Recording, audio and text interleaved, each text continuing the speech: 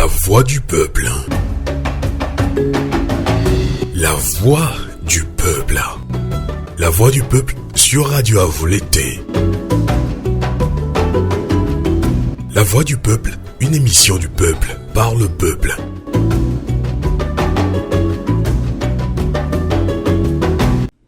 Bonsoir Kara, bonsoir Lomé, bonsoir Bafilo, Aneho, bonsoir Sokole, Vogan, Niamtougou, Kalimé, Atakpame, Bafilo, bonsoir au peuple togolais, vaillant peuple togolais en résistance.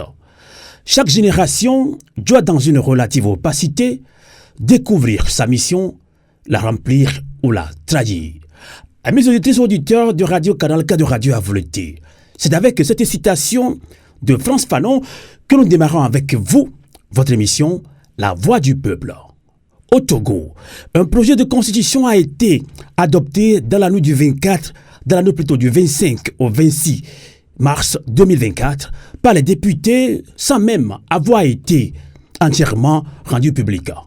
Mais pourquoi vouloir changer la loi fondamentale d'un pays sans l'avoir consulté à travers un référendum comme le stipule notre constitution? C'est la grande question. Alors c'est pourquoi Radio Canal K Radio Avou l'été lance ce soir même le débat citoyen. Coup d'État concernant le Togo. De quels moyens dispose la société civile qui reste toujours constante dans sa dénonciation de cette énième forfaiture de Fort Gnassingbé. Notre invité ce soir est professeur David Ekwe Dossé. Il va aussi co-animer cette émission avec moi, comme je l'avais annoncé, notre collaboratrice Kune Esther. Bonsoir Kune Esther.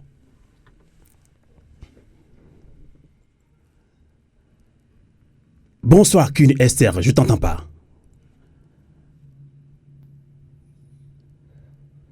Alors, si Kune Esther m'entend pas, j'espère que notre invité est en ligne. Bonsoir professeur David Ekwe Dossé. Oui, Amos, je te salue. Je salue également la co-animatrice de cette émission, Kune Esther. J'ai entendu Fauvi Katakou, je sais qu'il est en ligne, je le salue également. D'accord. Et je salue tous ceux qui nous suivent, aussi bien au Togo qu'en dehors de notre pays. Donc, salutations à tout ce public et j'espère que cette émission, ce débat va nous permettre d'avancer sur un certain nombre de points et de clarifier peut-être un certain nombre d'interrogations et de préoccupations. Tout à fait. À votre niveau, je pense que vous pouvez aussi un petit peu hausser le ton si cela ne vous dérange pas trop. Normalement, aujourd'hui, professeur David Dossé, on va se tutoyer. Et tu n'es pas l'invité de Sylvain Amos Sitou, mais plutôt l'invité de Kune Esther qui collabore avec nous depuis quelques temps. Je ne sais pas si elle a pu régler son micro. Kune Esther, bonsoir, rebonsoir. Rebonsoir, vous m'entendez? J'avais juste du mal à démuter mon micro. Voilà, donc, Kune Esther, bonsoir. Donc, comme je l'ai annoncé, heureusement que ça se passe bien maintenant. Professeur David Dossé est votre invité aujourd'hui, mais je vais quand même lui poser la toute première question. Alors, professeur David Ekwe Dossé, vous êtes de la société civile, vous êtes porte-parole du Front citoyen Togo Debout qui est également au niveau international, tournons la page. Alors, on vous voit voyager très souvent par rapport à ce combat que nous menons. Vous allez au Sénégal, au Ghana, au Nigeria, en France, un peu partout, rapporter tout ce qui ne va pas au Togo. Mais on se pose une question. La mobilisation, on la voit plus. Tout est silence, si on ose le dire. Alors finalement, on peut se poser la question, quelle est la santé réelle de la société civile en général, actuellement au Togo? Alors on sait que vous continuez toujours à faire des actions, mais c'est comme si rien ne bouge, professeur David Ekwe Dossé. Et après, ce sera QSC qui va vous recevoir tout au long de cette émission presque. Oui, merci Sylvain. Effectivement, si on analyse la situation actuelle de la résistance face à la forfaiture, je veux parler de la nouvelle constitution, il est légitime de se poser des questions, puisqu'on a le sentiment que la mobilisation qui constitue un des socles de la résistance, cette mobilisation tarde à voir le jour. Mais cela signifie-t-il que la société civile togolaise n'existe pas? je pense que ce serait peut-être aller trop vite en besogne. Nous savons tous que en 2017 et en 2018, il y a eu de très grands mouvements sociopolitiques dans notre pays, avec pour objectif de changer de système de gouvernance. Mais malheureusement, nous n'avons pas pu obtenir ce changement tant souhaité par la majorité du peuple togolais.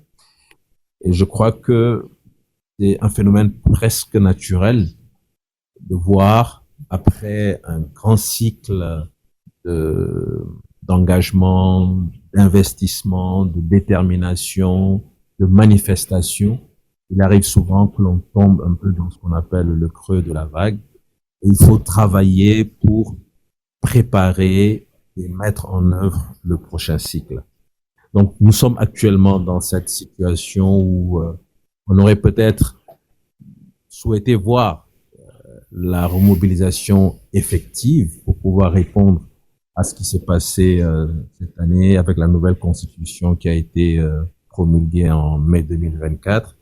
Mais effectivement, on a le sentiment qu'on est dans une phase de latence, une espèce de léthargie qui pourrait faire penser que les partis politiques d'opposition n'existent plus et que la société civile également togolaise militante, je veux parler de la société civile militante également, elle n'existe pas. Alors, pour répondre clairement, nous sommes toujours présents, vous l'avez rappelé, nous sommes dans certaines stratégies qui, elles, essaient de fonctionner, notamment le plaidoyer. Mais pour ce qui est d'arriver en termes de stratégie à remettre sur pied une mobilisation active, là, nous sommes encore en difficulté, mais il ne faut pas s'arrêter, il faut poursuivre le travail. D'accord. Je pense que Queen Esther, qui nous accompagne dans cette émission, je l'ai dit tantôt, donc vous êtes l'invité de Queen Esther. Je vais faire beaucoup d'efforts de ne pas trop parler aujourd'hui, parce que je considère que j'en fais beaucoup. Mais merci Queen Esther de m'aider. Franchement, je suis très content. Alors, vous qui nous suivez dans cette émission TikTok Live, le débat est lancé, donc vous allez prendre la parole d'ici une trentaine de minutes également. Alors Queen Esther, donc je pense que tu as l'antenne, Queen Esther. Alors, bonsoir monsieur professeur Dossé, vous allez bien? Queen Esther, je vous salue, je vais bien. Très bien. Alors, nous savons que vous êtes professeur agrégé en chirurgie viscérale. Et ma première question, est-ce que vous exercez encore ce métier et surtout au Togo? Et dans quelles conditions? C'est une question qui m'est souvent posée.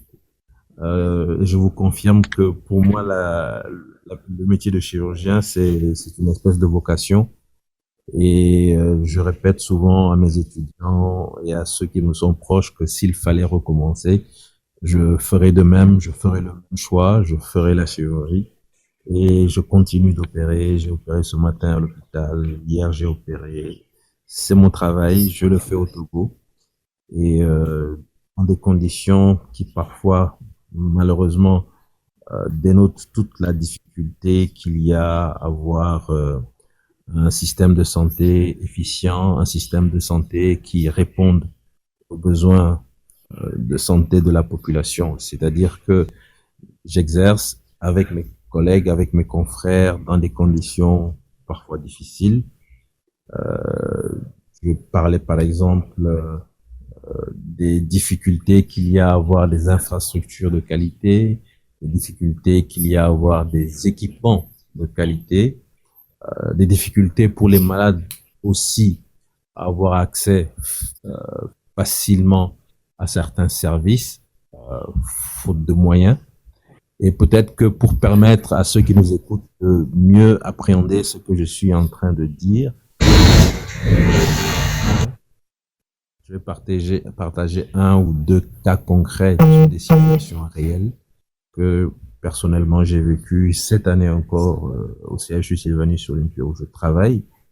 Il y a quelques mois, donc je rencontre, pendant que j'étais en train de circuler dans les couloirs de l'hôpital, je rencontre deux dames qui s'approchent de moi, qui voulaient avoir des informations. Et à mon tour, je les interroge pour comprendre ce qui se passait. C'est là où je comprends que l'une est la maman d'un blessé et l'autre est la tante. Et le blessé, c'est un jeune de 23 ans qui, pendant les vacances, avait voulu faire un petit job afin de se faire un peu d'argent pour l'année scolaire qui allait suivre. Et donc, pendant son job de vacances, il a glissé, il est tombé, il est mal tombé malheureusement, avec un traumatisme du cou. Il a eu une fracture du cou et aussitôt, il a été paralysé des 4 membres. Donc, vous imaginez, 23 ans, paralysé des 4 membres, ce n'est pas du tout gai. Et pour nous, quand je dis nous, je veux parler des médecins.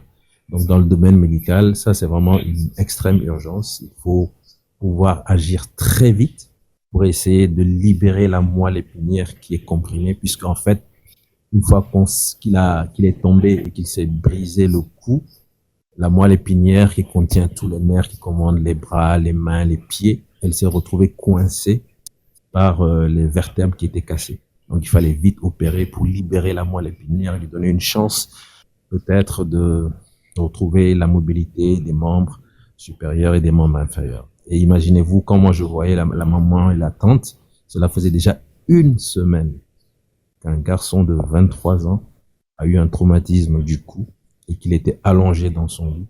Et les parents cherchaient de l'argent pour pouvoir acheter du matériel pour faire opérer leur enfant. Nous sommes tous parents. Moi, j'ai 2 enfants qui ont pratiquement son âge. Et quand j'ai appris ça, nous avions une réunion avec les collègues. Dès que je suis arrivé, j'ai exposé la situation. Et les collègues étaient tellement touchés que je vous assure, dans les heures qui ont suivi, chacun a donné un peu d'argent. Nous avons ainsi, j'ai appelé la maman et la tante et on a pu acheter du matériel. Et le jeune a été opéré. Pas le lendemain.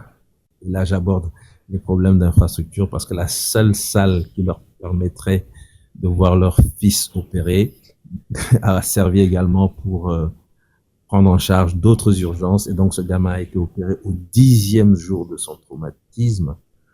Là, il est en rééducation. Bon, je n'ai plus de nouvelles, mais au moins, on l'a opéré.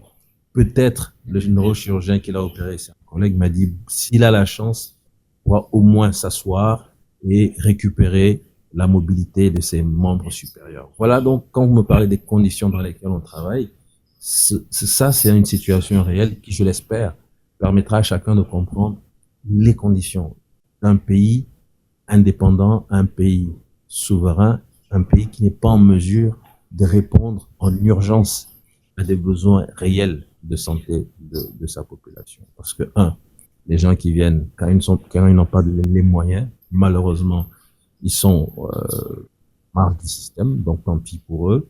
De 2, lorsqu'on a pu réunir l'argent pour l'intervention, malheureusement, on n'a pas pu intervenir dès le lendemain parce que, il y avait un problème de salle et 2, il y avait un problème de ressources humaines, c'est-à-dire on n'a pas les ressources humaines, l'effectif nécessaire pour pouvoir aligner un certain nombre d'interventions. Voilà donc c'est l'exemple que moi je pourrais donner pour vous permettre de comprendre. Ce n'est qu'un exemple. Vous avez vu également le reportage de France 24 sur la situation de la maternité où les femmes font leur travail d'accouchement à même le sol. Je crois que ce sont des situations inacceptables. Le Togo n'est pas en situation de guerre. Nous sommes un pays, je me répète, souverain, indépendant depuis 1960 et cela, c'est inacceptable. Merci, professeur Dosset. J'imagine que ça ne doit pas être très évident de travailler dans ces conditions, mais l'ordre des médecins n'intervient pas. C'est un peu leur rôle aussi d'alerter sur le système de santé, des équipements et tout ça, non? C'est vrai que l'ordre des médecins a pour rôle de réglementer la pratique de notre profession. Et donc, lorsqu'il y a des situations où certaines personnes interviennent en dehors des clous, certaines personnes interviennent et posent où on recourt à des pratiques qui ne sont pas, académiques, l'ordre des médecins a le devoir d'intervenir. Mais l'ordre des médecins peut difficilement imposer à l'État de mettre à notre disposition les outils indispensables au diagnostic, les outils indispensables aux soins, au traitement. Et aussi, l'Ordre des médecins peut difficilement imposer à l'État de mettre en place un système qui permette de gérer des situations d'urgence, de gérer les cas des indigents. Ça, c'est vraiment le travail de l'État. Nous, en tant qu'organisation de la société civile, nous, en tant que syndicat, nous pouvons par moment intervenir, dénoncer des situations, appeler à des modifications. Mais voilà, celui qui doit mettre à disposition les éléments, les outils pour améliorer le système de santé, c'est vraiment l'État. Mais si je Très puis bien. ajouter quelque chose, effectivement, vous avez peut-être raison, parce que là, je prends exemple sur le cas du Sénégal, où il y a quelques années, le Sénégal disposait d'un seul appareil de radiothérapie pour soigner les malades souffrant de cancer. Et puis, à un moment donné, il y a quelques années, je ne sais plus, peut-être environ 10 ans, le seul appareil de radiothérapie pour l'ensemble du pays était tombé en panne. Et vous imaginez, on vous dit les malades souffrant de cancer qui doivent bénéficier d'une radiothérapie, l'appareil qui est dans le pays est tombé en panne, il faut que chacun se débrouille pour aller au Maghreb, en Europe. Et là, ce sont les populations du Sénégal qui se sont réveillées et qui ont dit mais c'est inacceptable. Il y a l'argent du contribuable, il y a les impôts, nous ne pouvons pas accepter qu'on nous impose un système de santé si peu performant où un pays comme le Sénégal va dire bon, pour les malades souffrant de cancer, il faut aller dans d'autres pays pour bénéficier d'une radiothérapie. La population s'est mobilisée, donc ça va largement au-delà de l'ordre des médecins. C'est l'ensemble de la population qui s'est levée comme un seul homme, qui s'est mobilisé.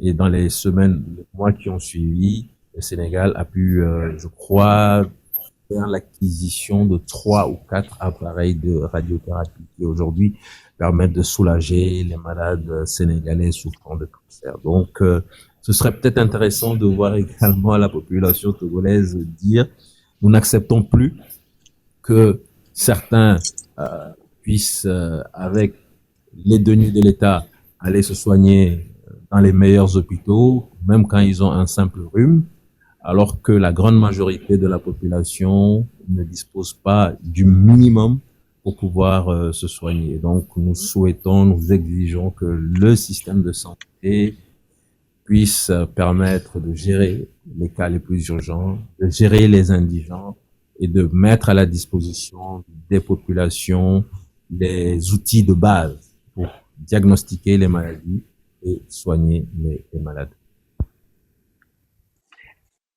Et une grève ne serait pas possible du corps médical pour justement demander de quoi faire son travail tout bonnement. Oui, je crois que effectivement, vous avez raison de proposer cela. Nous avons tous connu cette époque où le SYNFOT, c'est le syndicat national des praticiens hospitaliers du Togo, c'est le plus grand syndicat de la santé au Togo.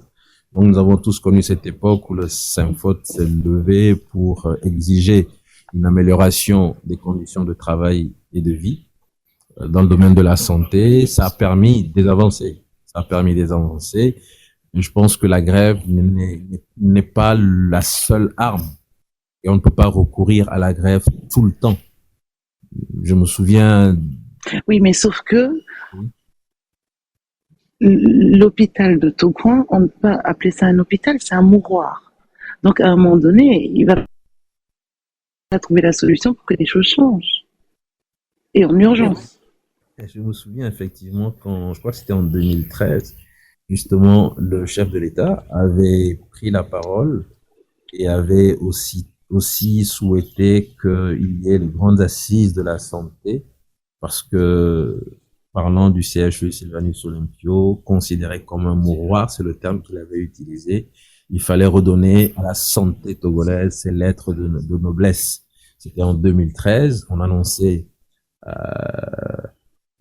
en fanfare grandes assises de la santé. Nous sommes en 2024, si je compte bien, ça fait 11 ans je crois, et depuis qu'on a annoncé en 2013 qu'il allait y avoir les grandes assises, parler de la santé, évoquer les problèmes ensemble faire un diagnostic de notre système de santé et ensemble faire des propositions. Depuis cette annonce faite par le chef de l'État, il n'y a jamais eu, à ma connaissance, une réunion permettant justement d'évoquer tout cela. Ou alors, oui, il revient au syndicat de dénoncer. Je pense que le Synfod fait son travail en ce sens.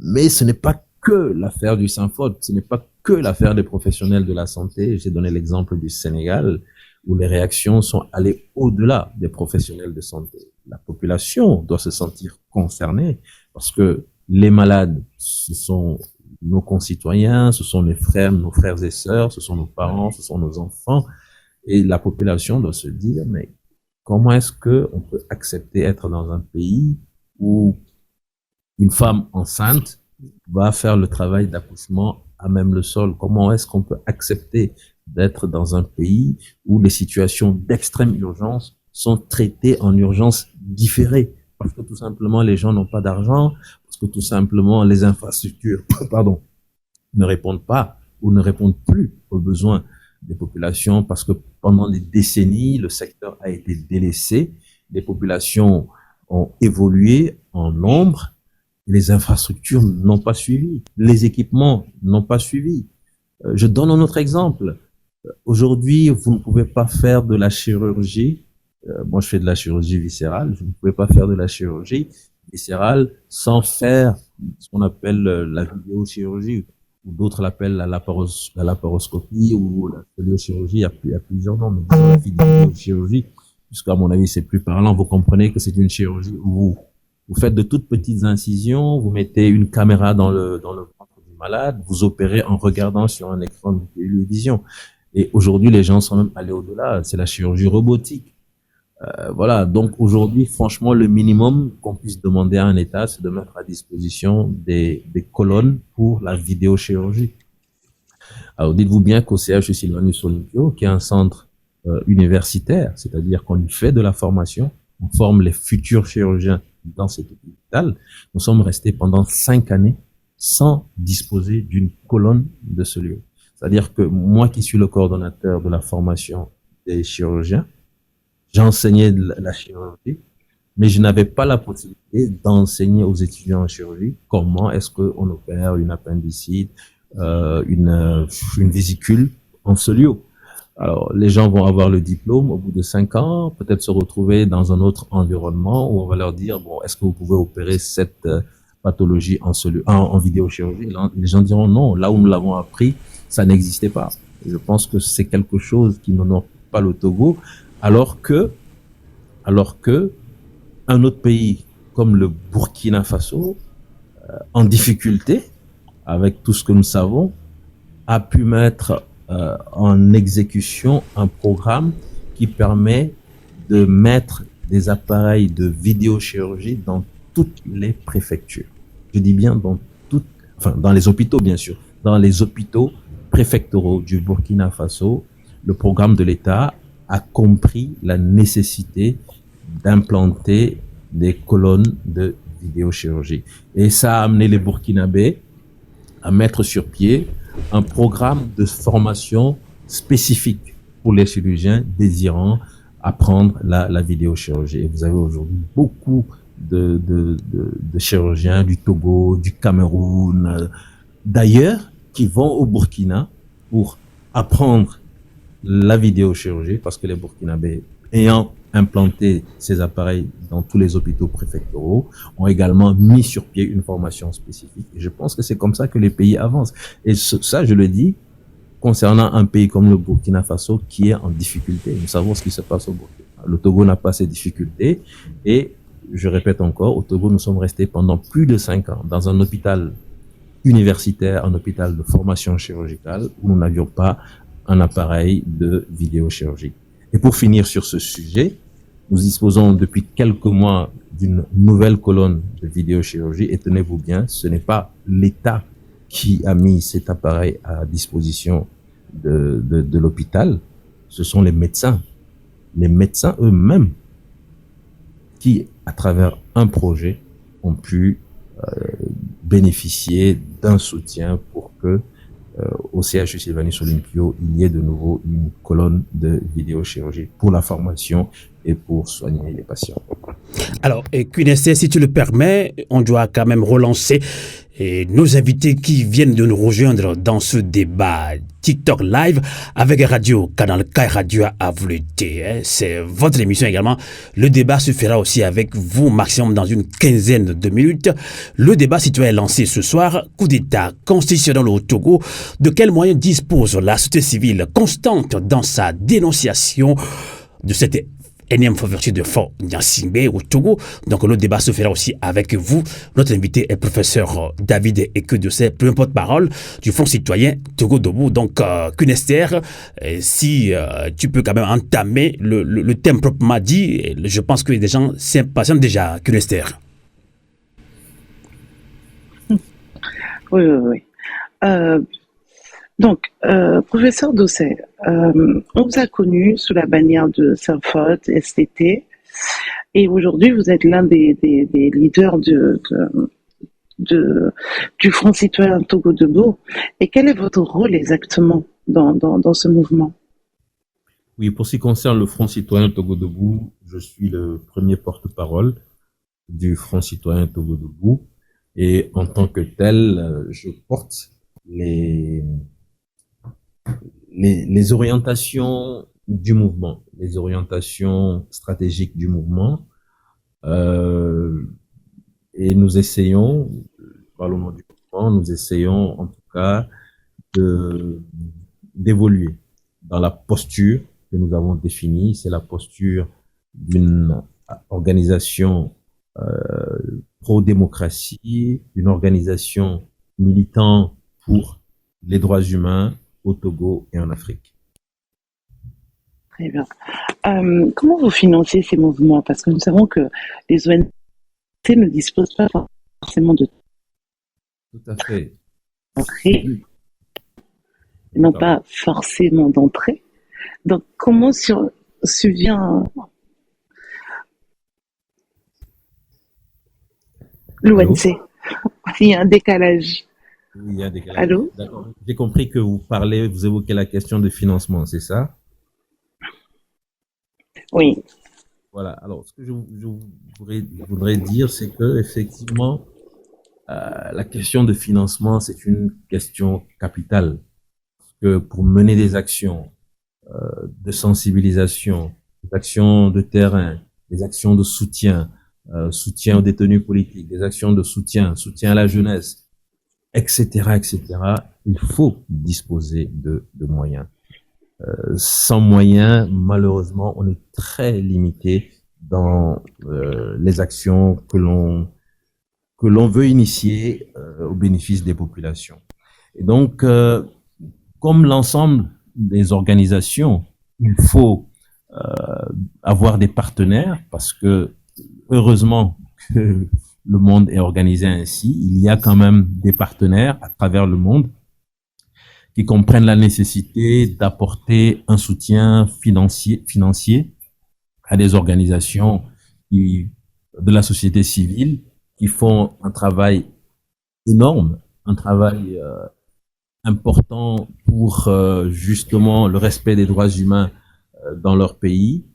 Et ces partenaires souvent font des appels à propositions par rapport à des projets. Et donc, en tant qu'organisation de la société civile, il faut connaître ses partenaires, savoir leur mode de fonctionnement et essayer de soumettre des projets pour répondre à ces différents appels à projets.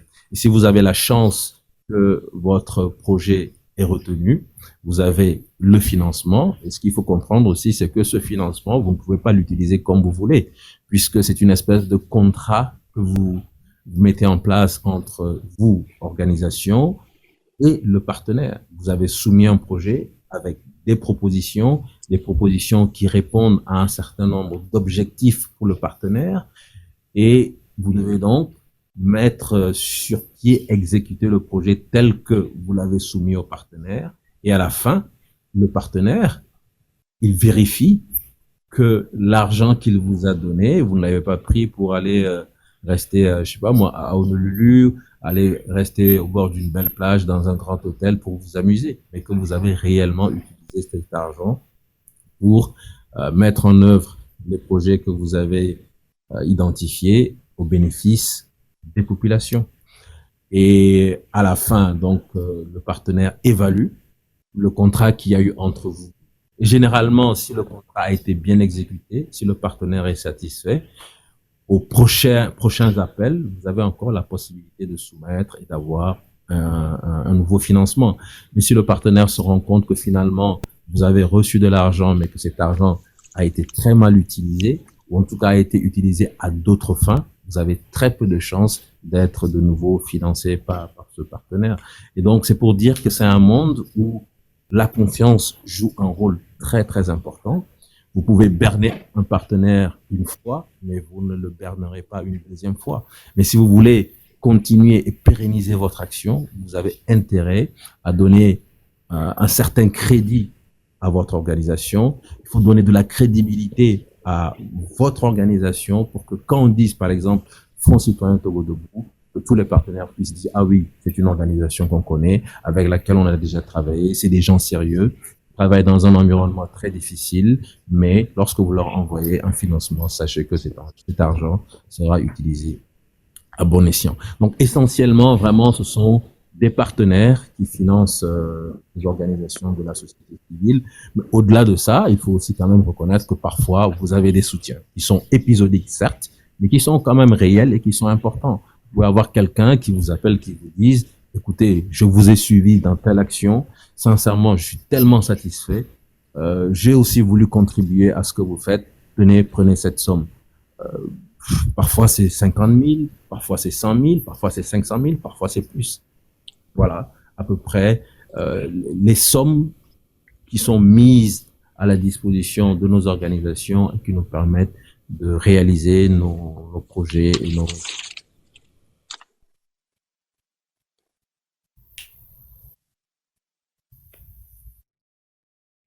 Kunestia, Oui. est-ce que tu es là? Oui, je suis là, j'attendais qu'il finisse. Ben, il a fini quand même, je pense. Hein? Ah, j'ai fini, oui. D'accord. Professeur Dossé, que fait exactement Togo Debout sur le terrain? Alors, je pense que le Front Citoyen Togo Debout est né en 2017, après le début des événements, des grands bouleversements sociaux et sociopolitiques que nous avons connus au Togo. Très vite, nous avons vu les partis politiques s'organiser au sein de la coalition des 14, donc la C14. Et très vite aussi, les gens ont dit, mais il ne faut pas laisser uniquement les partis politiques d'opposition s'exprimer, parce que ce sont des partis politiques et c'est normal qu'à un moment donné, des partis veuillent défendre leur chapelle et adoptent des attitudes partisanes. Donc, ce serait bien qu'il y ait des forces beaucoup plus neutres, des forces beaucoup plus engagées pour le bénéfice des populations, sans aucun lien partisan. Et c'est ainsi que nous avons compris qu'il était important que la société civile aussi s'organise pour porter le voix des aspirations populaires. Et donc, nous nous sommes retrouvés entre responsables de quelques organisations et nous avons décidé de mettre sur pied le Front Citoyen Togo Debout. Et donc, depuis, le Front Citoyen Togo Debout revendique clairement sa posture d'organisation militante, sa posture d'organisation pro-démocratie, sa posture d'organisation militant pour le respect des droits humains. Et je crois que c'est ainsi que depuis l'annonce de la forfaiture, de la nouvelle constitution, l'annonce de la forfaiture de la 5e République, je crois que le Front Citoyen Togo Debout constitue une des principales forces ici au Togo à lutter et à résister contre cette situation qui est totalement inacceptable. Maintenant, les moyens d'action, je ne sais pas si c'est ça la question, les moyens d'action, qu'est-ce que nous faisons? Nous faisons en tout cas ce que nous sommes en mesure de faire en termes de sensibilisation sur le terrain, en termes de rencontres avec les populations, en termes d'éveil des consciences. Nous faisons ce que nous pouvons. Je prends un autre cas, c'est peut-être le cas des prisonniers politiques. Je crois que le Front citoyen Togo Debout fait partie des premières organisations à s'être mobilisées en faveur des prisonniers politiques. Et si vous le permettez, je voudrais quand même ici saluer le travail immense d'un monsieur. Je veux parler de Claude Améganvi, parce que tous les documents que vous voyez aujourd'hui qui circulent et qui parlent des prisonniers politiques, c'est monsieur Claude Améganvi qui s'est assis tout seul et qui a commencé à répertorier les cas un par un. Je vous jure, tous les plus de 100 et quelques prisonniers que nous avons répertoriés depuis 2017-2018, c'est monsieur Claude Améganvi qui s'est assis, qui a posé des questions sur chacun de ces prisonniers et qui a transcrit l'histoire de chacun de ces prisonniers, qui en a fait un recueil que certains par la suite ont récupéré. C'est une bonne chose, tant que ça permet à chacun de travailler pour la libération des prisonniers politiques. Mais il faut ici saluer le travail de monsieur Claude Améganvi. Par rapport aux prisonniers politiques, donc le Front citoyen Togo Debout a travaillé et continue de travailler en termes de plaidoyer pour leur libération, même si on n'entend plus beaucoup de propos tenus publiquement par rapport aux prisonniers politiques. Sachez que à chaque fois que, en termes de plaidoyer, il y a possibilité d'évoquer leur situation, c'est fait. Ça a été fait encore récemment, je sais pas moi, à Abuja, à Paris, à Berlin, etc., etc. Mais au-delà de cela, nous pensons aussi qu'il est important d'aider à une réinsertion sociale de ces personnes qui se sont retrouvées emprisonnées de façon arbitraire, qui pour certaines ont eu la chance d'être libérées, mais sans compensation financière. C'est ainsi que dernièrement, nous avons rencontré un des prisonniers retenu pendant plus de 5 ans et finalement qui a été libéré. Nous sommes allés le voir, nous avons discuté avec lui, il nous a clairement expliqué que bon, je ne vais pas expliquer comment, mais par chance, il a pu recouvrer la liberté, il a retrouvé sa famille, mais il a perdu son travail.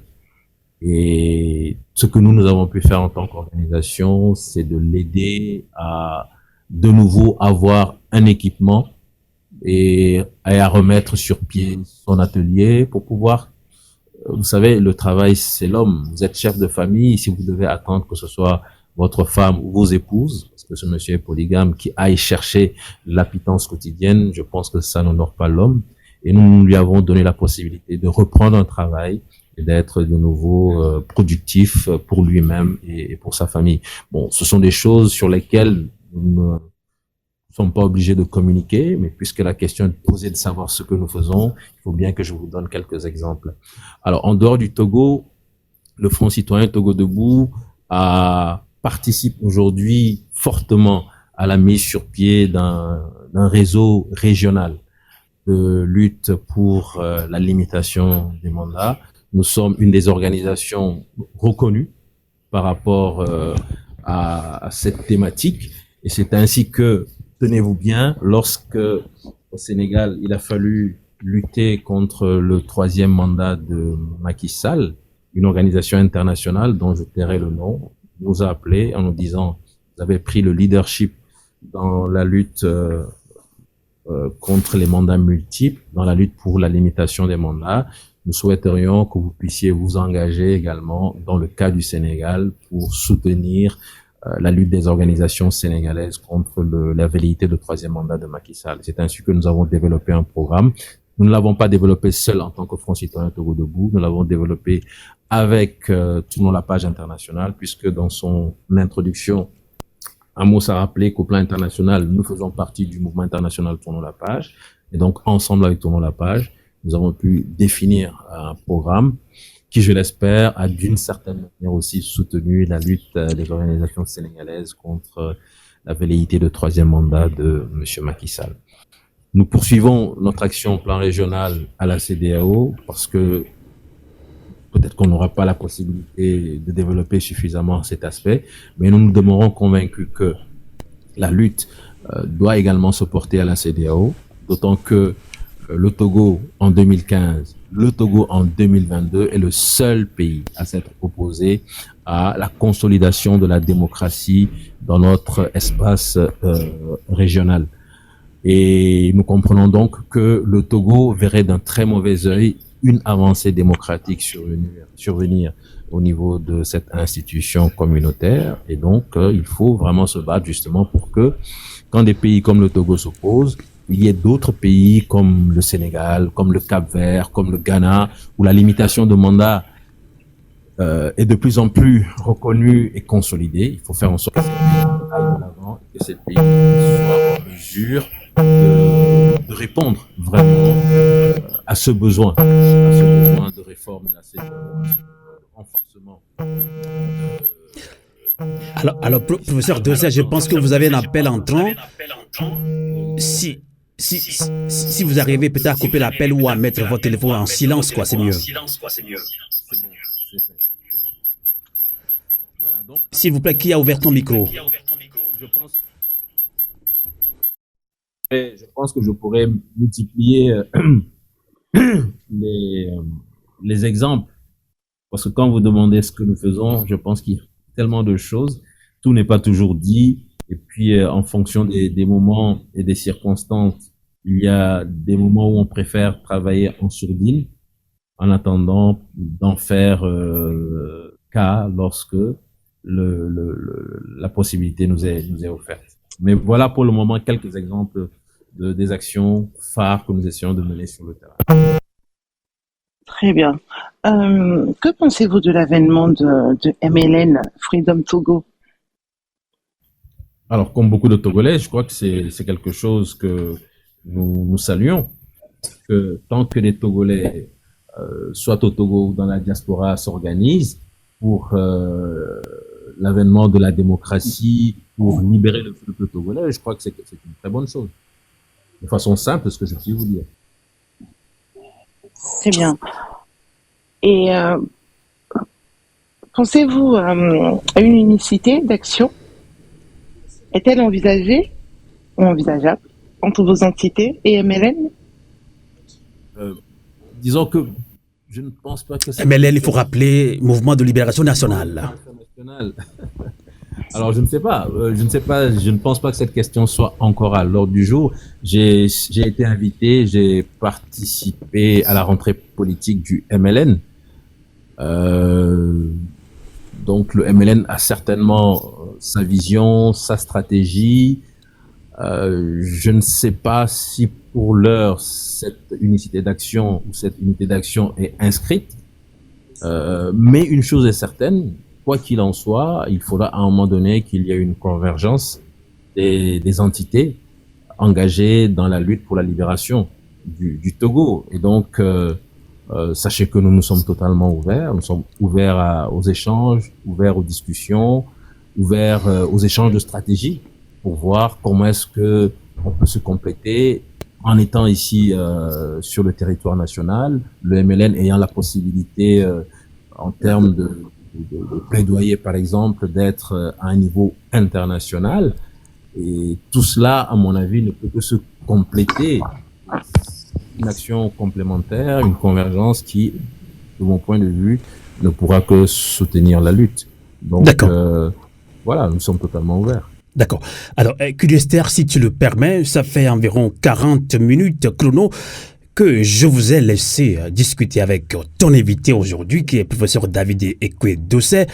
Et effectivement, ce débat doit se faire également avec vous qui nous suivez sur notre compte TikTok live, coup d'État constitutionnel au Togo. De quels moyens dispose la société civile constante dans sa dénonciation de cette énième fermeture de Fort Gnassingbé au Togo? Alors, je pense que moi, ce que je vais faire, je vais te laisser en top poser encore une question, Esther, si tu le permets. Et moi, j'ai aussi une question. Et maintenant, on relance nos invités. Et en même temps, tu peux toujours poursuivre tes questions avec ton invité, Esther.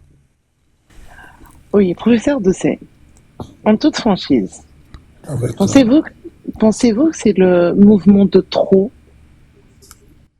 MLN. Le MLN? Oui. Non, en toute franchise, je ne peux pas dire cela. En toute franchise, je pense qu'il est important que chacun réfléchisse et voit ce qu'il peut proposer au terme de sa réflexion pour faire avancer les choses, parce que il est inacceptable qu'un pays comme le Togo soit le seul pays parmi les 15 de la CEDEAO à n'avoir jamais connu l'alternance politique. Il est inacceptable qu'on aille en 2024 à des élections comme celles qu'on a connues, les élections législatives, avec une volonté manifeste de refuser l'alternance. Moi, une chose m'a fait rire, c'est lorsqu'on a vu le président Trump gagner les élections aux États-Unis et être félicité par le chef de l'État togolais. Donc le chef de l'État togolais, lui seul, a félicité Trump pour la victoire, lui seul a félicité Biden pour la victoire, lui seul a félicité Trump pour Biden, lui seul Monsieur Westcal. Pardon? Jordan, votre micro. Bon, il a fermé son micro. Oui, merci. Allez-y. S'il vous plaît, tout ce qu'on a essayé de monter, je nous comprends, hein, donc faites-nous aussi bien facilitez-nous la tâche de fermer vos micros, s'il vous plaît. Merci. Allez-y, professeur. Lui seul a félicité le président Obama. Ce sont des pays où les élections se passent relativement bien, où le vaincu reconnaît sa défaite et reconnaît la victoire de celui que le peuple a choisi. On a vu au Sénégal, Macky Sall qui a reconnu sa défaite, il voulait pas partir, il a tout fait pour forcer le passage, ça ne s'est pas fait, finalement il a reconnu la victoire de Bassirou. Les Sénégalais ont organisé les élections législatives et les vaincus ont reconnu la victoire du PASTEF. Donc c'est ça ce que nous on souhaite pour notre pays, un pays où la dévolution démocratique du pouvoir est quelque chose d'acquis, où lorsque quelqu'un gagne parce que le peuple l'a choisi, qu'on lui donne la possibilité de venir et d'exercer le pouvoir pour une période. Ici, le peuple lui renouvelle la confiance, tant mieux. Si le peuple n'en veut pas, qu'il s'en aille. On l'a vu avec George Weah. Je crois que c'est ça qui fait l'homme, c'est ça qui fait l'honneur de l'individu, c'est ça qui fait l'être humain. Mais dire que là où je suis, je vais rester, quoi qu'il en soit, je peux tripatouiller la Constitution, réécrire la Constitution en étant enfermé dans un Parlement, je peux bourrer les urnes, et à chaque fois, je passe mon temps à féliciter ceux qui mettent en place des élections plutôt transparentes et qui respectent les normes et les standards. Il y a quelque chose que je ne comprends pas. D'accord. Alors, merci beaucoup, merci infiniment. Queen Esther qui collabore avec nous. Vous serez toujours votre invité et ne vous en faites pas puisque nous devons aussi en débattre avec nos invités. Alors, professeur David Dossé, rentrons maintenant dans le vif du sujet et le débat citoyen avec ceux qui nous suivent sur TikTok. Là, tapoter, partager, c'est très important. Alors, professeur David Dossé, comme le stipule le thème de ce soir, merci de votre disponibilité. C'est depuis le 26 mars 2024 que les députés ont perpétré ce coup d'État constitutionnel promulgué plus tard le 6 mai par Faure Gnassingbé, si je me trompe. Alors, coup d'État constitutionnel au Togo, le thème c'est de quels moyens, nous on est terre à terre, très direct, de quels moyens dispose la société civile constante, on sait que vous êtes constante dans votre dénonciation. Vous continuez toujours à dénoncer, oui, on a beau dénoncer, mais est-ce que vous avez les moyens? C'est-à-dire, vous n'arrivez plus à organiser des meetings comme il faut, du porte-à-porte, je ne sais pas si vous le faites aussi, mais le peuple togolais attend, surtout la diaspora attend quelque chose de vous, parce que quand vous vous mobilisez sur le terrain, la diaspora togolaise suit également. Sans langue de bois, est-ce que vous avez les moyens? On nous dit que vous recevez des financements, alors si vous n'avez pas les moyens, dites-nous ce qui se passe, professeur Dossé, s'il vous plaît. Merci Amos. Je te remercie parce que effectivement là tu abordes un sujet qui peut être sensible. Je sais que tu aimes régulièrement parler d'une émission sans langue de bois. Sans langue de bois. Sans langue de bois pour dire que justement au Front Citoyen Togo Debout, nous étions en réunion la semaine dernière pour essayer de faire un peu le bilan de tout ce que nous avons pu mettre en œuvre depuis la forfaiture de la nouvelle constitution. Ça me ramène un peu à la question de Queen Esther au début de l'émission où elle souhaitait savoir comment est-ce que nous finançons nos organisations. Alors je disais que ce sont des organisations qui fonctionnent grâce au soutien de partenaires.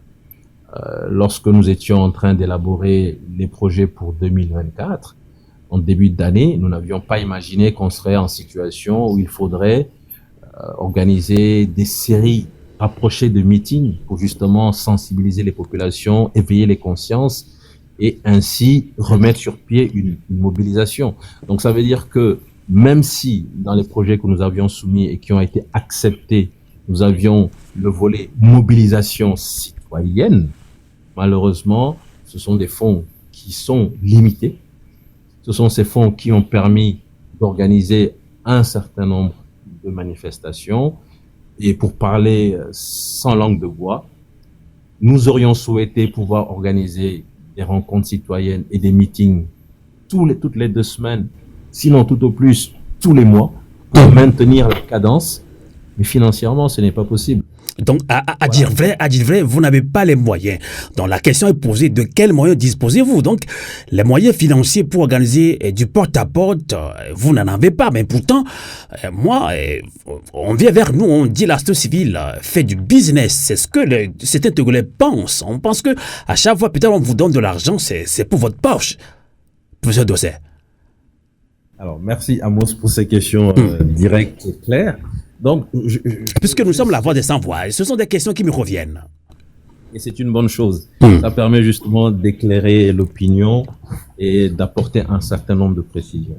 Je reviens toujours à la question posée par Queen-Esther et j'espère qu'elle a permis de comprendre que les organisations de la société civile ont essentiellement pour source de financement des appels à projets, des projets que vous soumettez et des projets qui sont acceptés et qui sont financés par les bailleurs.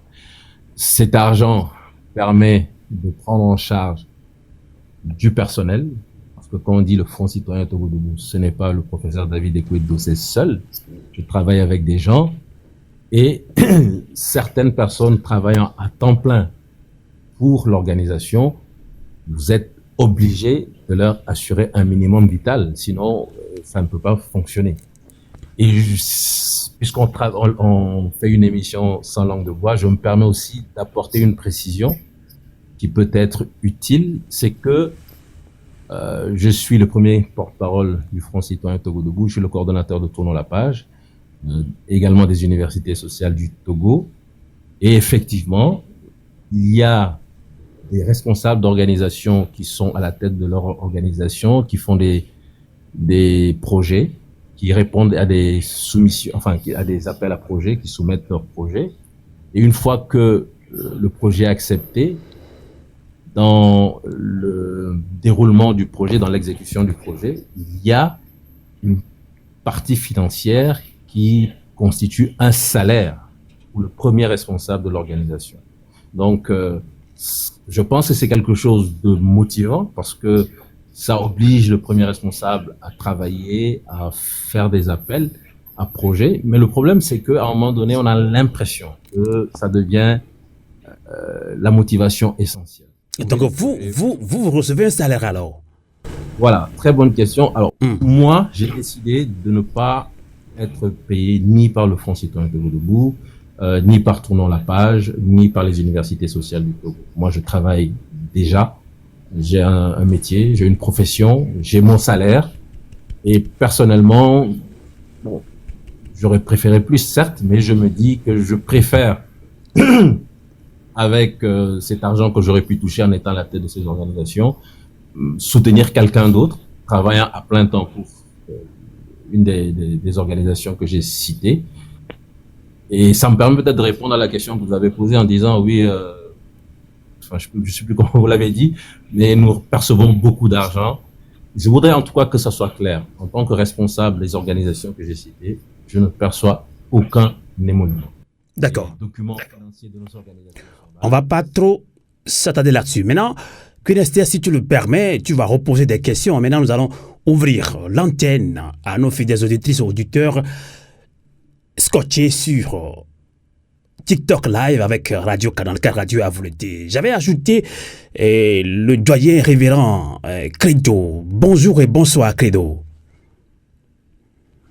Bonjour, frère Sylvain Amos.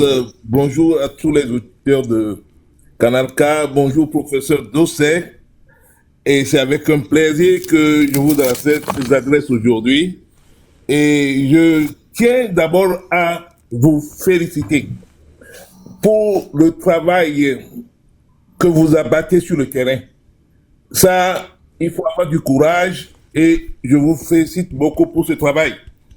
moi particulièrement, et je dis que cette lutte, elle perdure parce que nous avons besoin d'une réorganisation de la lutte. La lutte doit se passer sur deux fronts. Un front sur le terrain et un front à l'extérieur. Un soulèvement massif, une révolution de la population est nécessaire pour pouvoir avoir une solution qui sera meilleure que ce que nous avons eu jusqu'aujourd'hui. Les Togolais, nous pétinons beaucoup en matière de stratégie. Comment on peut mener cette lutte? Une lutte a deux grands facteurs pour réussir. Il y a un côté financier pour organiser une logistique très forte et des idées pour pouvoir avancer. Vous avez entendu tout à l'heure, le professeur a dit qu'ils n'ont pas les moyens financiers, hein? Vous l'avez su. Oui, sur le terrain, vous êtes en train de faire un travail fabuleux. Et j'apprécie que vous avez salué la venue du Freedom Togo, MLM. Bon, bien sûr, ils vont peut-être, ils seront ouverts comme vous êtes ouverts. Si il y a quelque part, à un point, on peut toujours coordonner les actions.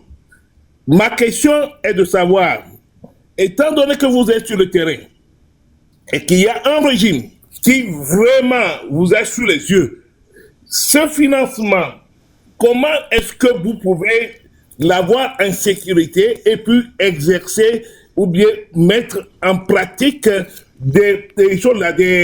un programme qui pourra faire avancer la lutte? C'est ma première question. Parce que on vous envoie l'argent au pays, et l'argent est directement sous surveillance. Comment est-ce que vous pouvez essayer d'organiser une manière d'avoir vos financements non pas vous les utiliser efficacement, mais quand on parle d'une somme comme ça, il faut essayer de voir comment est-ce que elle peut vous arriver en toute sécurité. Voilà.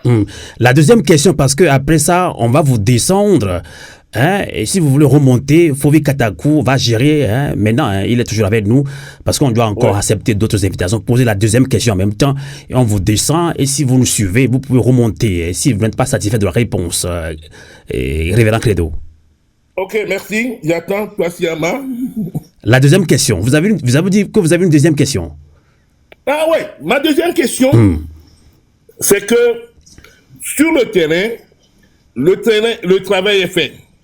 Dans la diaspora, il faut vraiment aussi avoir des relations. Quelles sont les relations que le mouvement citoyen Togo Debout a avec la diaspora? Je ne compte, cette question, je ne la pose pas juste entre une relation entre le Freedom Togo qui vient que de naître. Est-ce que vous avez des entités? D'accord. À l'extérieur, dans la diaspora avec qui vous composez? D'accord. Merci, Révérend Credo. Ma troisième question, tout ne peut pas se discuter ici. J'ai toujours demandé à avoir une communication directe avec le mouvement et vous-même. Nous sommes de la même professure et j'ai vu 100% émis. Après, ça fait 32 ans. Même les guerriers. La question, s'il vous plaît. Voir comment quelles sont vos relations. Merci. On va vous descendre. Fovi Katako, s'il te plaît, tu peux descendre, Révérend Credo, hein, il peut revenir. Hein. Je sais que le professeur Dossé a une mémoire d'éléphant. Il a bien suivi les questions. Bien, professeur Dossé, vous voulez que je vous résume les deux questions? Non, je crois que ça peut aller. Je vais répondre. Allez, allez-y alors. Alors très bien, merci beaucoup vraiment pour le Révérend Credo. J'ai été touché par ces mots à mon endroit. Et je vais répondre. Mais avant d'aller directement à la première question, je voudrais compléter la réponse que j'ai apportée à la question que tu avais posée à Amos concernant les financements Il semble que nous recevons beaucoup d'argent. On sait toujours ce qui est fait avec cet argent. Je voudrais rappeler donc que, par exemple, pour cette année, il a fallu répondre à la forfaiture de la Ve République. Il a fallu organiser des meetings. Et bon, si je tiens compte des rapports qui sont faits par les comités d'organisation, un meeting au bas mot, vraiment un meeting basique, c'est minimum 1500 euros. C'est vraiment le minimum du. Quand vous voulez faire un meeting qui réponde un peu à quelque chose, il faut multiplier cette somme par 2 millions de francs CFA, donc on est à 3000 euros. Je suis convaincu que s'il y a des responsables de partis politiques qui suivent votre live, ils vont rigoler en disant, mais non, un vrai meeting, c'est 5 millions, c'est 10 millions de francs CFA. Voilà. Donc, c'est beaucoup d'argent. Et quand vous devez pouvoir répondre à une nécessité de mobilisation en organisant un meeting tous les 15 jours, vous voyez que très rapidement, cette somme peut monter et on a le sentiment parfois que la société civile n'est pas efficace parce qu'elle n'est pas sur le terrain. Il faut comprendre que parfois, malheureusement, on n'a pas les moyens de notre politique et cela peut avoir un impact négatif sur nos résultats. Pour cette année 2024, puisque j'ai encore le micro, je me permets de rappeler quand même que nous avons eu des soutiens de la part de personnalités de la diaspora. Je voudrais ici publiquement dire un grand merci à Farida, qui nous a soutenus également à travers une organisation. À un moment donné, nous étions vraiment en difficulté pour organiser un meeting. Nous avons discuté avec elle et Farida est intervenue et nous a soutenus. Je voudrais aussi pour 2024 dire que nous avons eu un soutien de Brigitte Amegandi à travers Synergie Togo. J'essaie très rapidement de passer une revue ce que nous avons eu comme soutien de la diaspora. Si mes souvenirs sont bons, je pense que c'est les seuls soutiens que nous avons eu en 2024. Si j'ai oublié quelqu'un, qu'on puisse me le rappeler, mais je vous avoue que pour... En tout cas, on n'est pas là pour faire des comptes avec vous. Je sais que des Togolais réclament souvent des comptes, mais nous, on n'est pas là pour faire des comptes avec nous. Et tout ce qu'on veut savoir, la question est posée très claire. De quels moyens disposez-vous? Alors, moyens financiers, non, pas du tout. Franchement, parlons-en en langue de bois. Vous ne disposez pas de moyens financiers. Vraiment que c'est des moyens difficiles à obtenir. D'accord. Les soutiens se comptent sur les doigts d'une seule main. D'accord. Et difficile avec ça. Alors maintenant, le révérend Credo pose une question très, très intelligente. Voilà, nous décidons de vous soutenir. Qu'est-ce qu'on met en place en sachant que, bien sûr, le pouvoir qui est là fera tout pour mettre des bâtons dans les roues, puisque le harcèlement, il est quotidien, nous le vivons, nous le subissons. Et j'ai compris également que d'ores et déjà, dans les réseaux, sur les réseaux sociaux, qui est fait, c'est pour commencer à discréditer nos mouvements, discréditer nos personnes pour que les gens ne se disent pas. Et si on soutenait financièrement ces organisations, les gens doivent penser, il faut qu'on... Ah là là, qui a ouvert son micro? S'il vous plaît, fermez vos micros. Fovi Katako, s'il te plaît, veille à ce que à chaque fois que tu ajoutes quelqu'un, que son micro soit fermé aussi rapidement que possible. Merci. Professeur, allez-y. Après, je vais relancer notre collaborateur Kunéaster. Alors, je dis donc la question de savoir comment est-ce qu'on peut gérer un financement qui proviendrait de la diaspora et pour nous soutenir dans nos actions. Vous comprenez que ici, je ne peux pas vous donner une réponse claire puisque nous avons pensé également à cela. Nous avons pensé à différents scénarios. Si jamais il y a des blocages qui intervenaient, qu'est-ce qu'on pourrait mettre en place comme plan A, comme plan B, comme plan C? On pourra en discuter. Mais je puis vous donner un exemple de ce que j'ai proposé par exemple, à la diaspora togolaise à Freiburg. Lorsque je les ai vus, je leur ai dit, je comprends que parfois les gens peuvent se dire, bon, on va envoyer de l'argent, on ne sait pas comment cet argent est utilisé, est-ce que c'est vraiment utilisé pour la lutte ou est-ce que c'est utilisé à des fins personnelles? Et moi, le schéma que j'ai proposé, je pense que j'aurais à en discuter avec eux encore, c'est que nous pouvons par exemple dire, pour un trimestre, nous envisageons 4, 5, 6 meetings. Est-ce que une organisation de la diaspora se porte volontaire pour 2, 3 meetings? Si c'est le cas, ok, nous vous mettons directement en lien avec les prestataires et vous financez par exemple, le prestataire de la Sono, pour financer le prestataire pour la PATAM. Mais nous savons que pour le premier meeting, le deuxième meeting et le troisième meeting, c'est l'organisation de la diaspora que je vais appeler X. Et donc, nous sommes tranquilles. D'accord. Alors, Ils uniquement sur le déroulement et l'exécution de l'activité en sachant que le financement est déjà assuré. Et ça peut être une façon de procéder. Mais pour ce qui est de la gestion ou des canaux à mettre en place pour les flux financiers, je préfère ne pas en parler ici. Ça, c'est clair. Il y avait également une question qui portait sur les différentes relations que nous avons dans la diaspora. La diaspora, effectivement. Le Fonds citoyen Togo Debout existe depuis 2017 et depuis, j'ai parlé de notre travail de réseautage au niveau régional et au niveau international. Au-delà des organisations de la société civile, des organisations internationales, nous avons des liens certains avec des organisations de la diaspora en France, en Allemagne, dans le continent américain. Si vous voulez que je cite des noms, Synergie Togo par exemple, le Fonds citoyen Togo Debout qui est aux États-Unis, qui est en France. Je peux citer également la diaspora togolaise en Allemagne à travers AI, Afrique Europe Interact, etc., etc. Ce sont des organisations de la diaspora avec lesquelles on travaille régulièrement, avec lesquelles on discute beaucoup. D'accord. Pour voir comment est-ce qu'on peut faire avancer les choses en termes de plaidoyer, en termes d'action sur le terrain, en termes de financement. D'accord. Alors, Cunester, on va te redonner ton invité. Avant de relancer encore, il faut que Katako va gérer les demandes. Je pense que j'avais accepté déjà à Westcal. C'est Jordan. Jordan est là. S'il est toujours là, tu peux lui donner en premier la parole. Après, une ou deux questions de Cunester. Cunester, est-ce que tu es là toujours? Oui, je suis là. Vous l'avez... Allez-y. Professeur Dossé, en ce qui concerne le financement, comment gérer, si une personne lambda vous propose des services, vous l'accepteriez ou non? Ça dépend.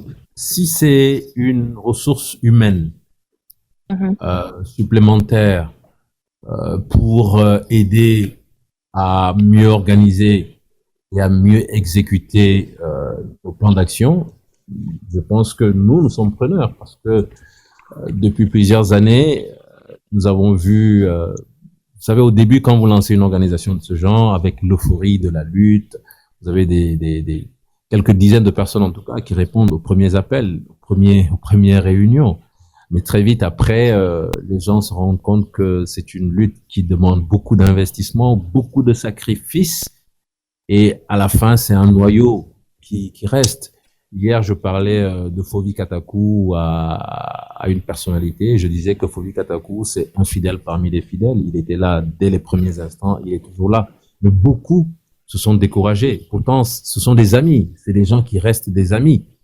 Des gens ont souffert dans leur chair. À un moment donné, ils ont préféré prendre du recul.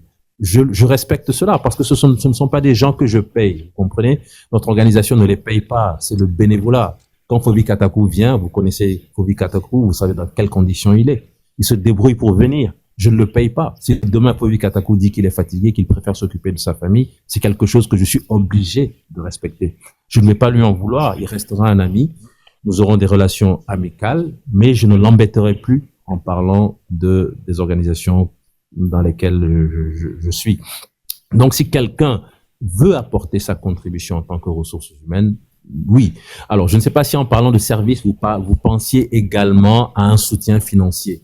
Nous recevons des soutiens financiers. Cette année, au-delà des exemples que j'ai donnés de soutien en provenance de la diaspora, j'ai été surpris par un aîné, un homme politique que je connais parce que bon, c'est quelqu'un qui est bien connu au Togo, qui après le débat que nous avons eu avec le ministre et autres, a voulu soutenir nos actions. Et il nous a envoyé un soutien financier. Il n'a pas souhaité que j'en parle, donc je n'en ai pas parlé à tout le monde, j'en ai parlé à quelques personnes. Là, je ne peux pas en parler, mais c'est pour vous dire, voilà, c'est quelqu'un qui a proposé ses services parce qu'il a estimé que le combat que nous menons, c'est un combat pour la bonne cause. Et il a voulu, d'une certaine manière, contribuer à ce combat. Voilà. D'accord.